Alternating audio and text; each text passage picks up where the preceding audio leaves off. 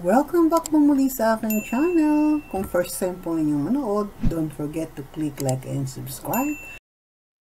Tama naman ang mga payo noon kay Kaloy. Kaya ang baba ng premium at naging pusong bato.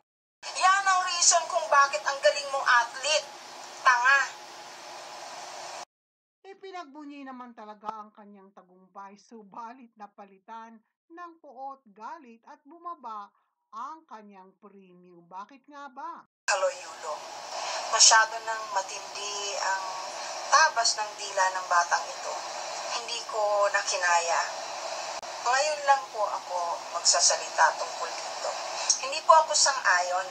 The way he's treating his mother is horrible. Wala po akong pakialam dun sa girlfriend niya, kung sino man yun,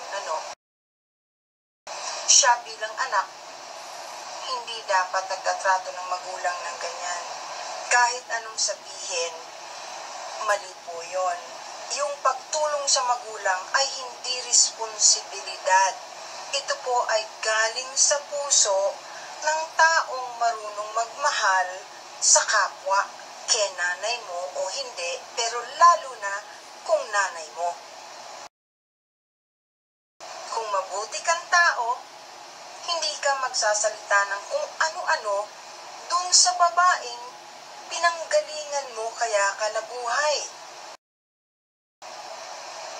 Napakasalimuot po ng istorya kung sasabihin ko sa inyo lahat kung paano ang proseso ng pagiging ina at pagiging anak. Hindi po kasalanan ng ina o ng anak na maging anak sila. I would rather talk about something scientific, something that has been proven and that you can check. Are you familiar with fetal microchimerism? Means, yun po ang DNA ng ina ay nandun po sa katawan at dugo ng anak. Habang buhay ang anak, dala-dala niya yung cells na galing sa ina. At tuwing may nangyayari sa buhay ng anak, lalo na may kinalaman sa physical manifestation ng sakit, ang nagre-repair po ay yung cells ng ina, yung DNA ng ina, hindi ng ama. Maniwala kayo sa hindi. You should try to Google it. Kaloy, marami kang hindi alam. Matigas na ang puso mo. Sino ba nagturo sa iyo yan? Hindi ka naman siguro tinuruan ng nanay mo ng ganyan.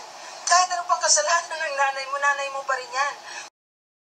Kahit gano'ng kasama ang ina mo pa rin yan. Tatandaan ninyo yan. You're supposed to learn from each other. It's too bad kung nagkaroon ng kasalanan ng nanay mo sa'yo. So what? Kailangan mo rin bang maging bad? They learn from it. Help her learn from it also. Hindi yung ganyan. Hihiyain mo yung mother mo.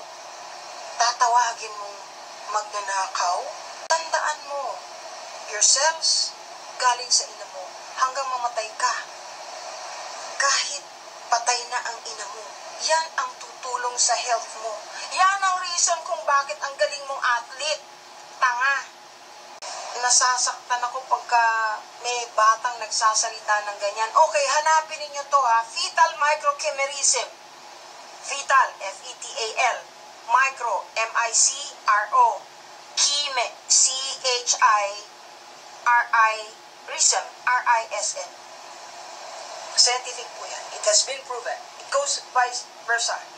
Huwag mong kalilimutan kung gaano kahalaga ang iyong ina. Maski pa masama ang ina mo, kahit pa bugaw ang ina mo pa rin yan. Huwag mong sasabihin hindi mo kasalanan na pinanganak ka.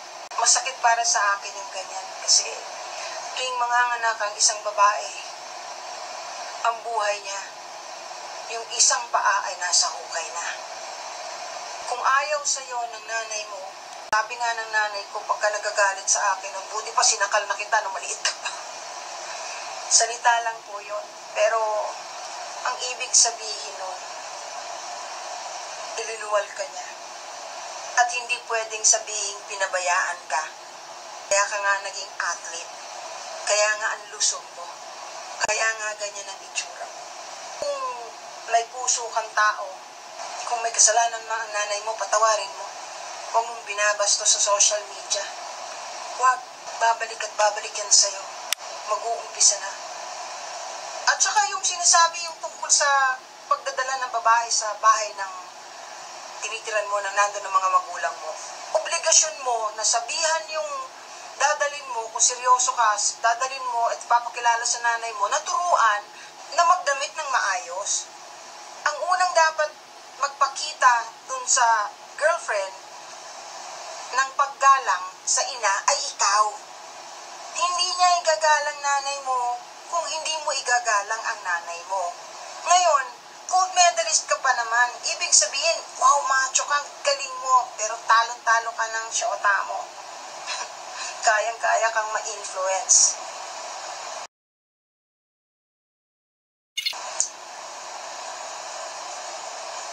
Proud ako na manalo ka. Believe you me. So proud. Pero nung lumabas yung issue ninyo mag-ina, tapos salita ka na salita. Yung una pa lang lumabas kayong ng girlfriend mo na nag-video kayo na doon kayo sa kama na naka-panjama lang, pajama top yung girlfriend mo. Na-shock na ako eh. Sabi ko, ay, itong gold medalist na ito, bakit naman ganun? Yung girlfriend di man lang pinapagbihis ng maayos.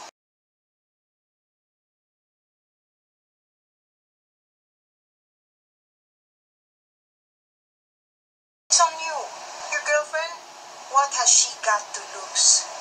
You, a lot. Hindi mo napansin? Daming galit sa'yo. Basta, kahit gaano kasama ang ina, kahit gaano kalaki ang kasalanan, ina mo pa rin yun. Kung ayaw mo sa kanya, lumayo ka na lang. Huwag ka nang magsalita ng kung ano-ano ng pangit kasi babalik yan sa'yo. Yun lang. Hindi ako magsasabi ng pasensya na kasi galing yan sa dibdib ko at sa pag-iisip.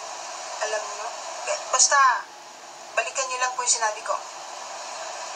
Fetal microschemarism. Hanapin niyo yun. Para medyo updated ng konti. Hindi masyadong mayabang ang bata na akala mo wala silang utang sa kanilang ina. Hindi ko sinasabing utang yon, pero ginawa ng Diyos yun. Yan ang reason kung bakit ang galing mong athlete. Tanga.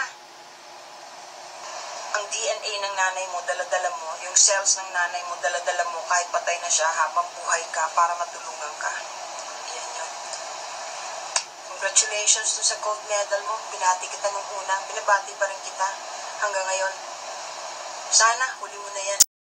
Ang ugat ng katigasan ng ulo ay dahil sa pinili at ipinaglaban ang kanyang mahal, no other than ang pambansang Goldie na siyang tunay na nagwagi ng gold medal anila sapagkat wala namang naitulong na maganda sa kanya at walang pinakinggang payo ni numan, maging ang sariling ama na sumuporta sa kanya noon pa man ay binaliwala at hindi na nakakapagtaka na ito ngang kanyang partner ang siyang naging malaking epekto kung bakit bumaba ang premium at higit sa lahat ay galit ang mas marami magpahanggang ngayon.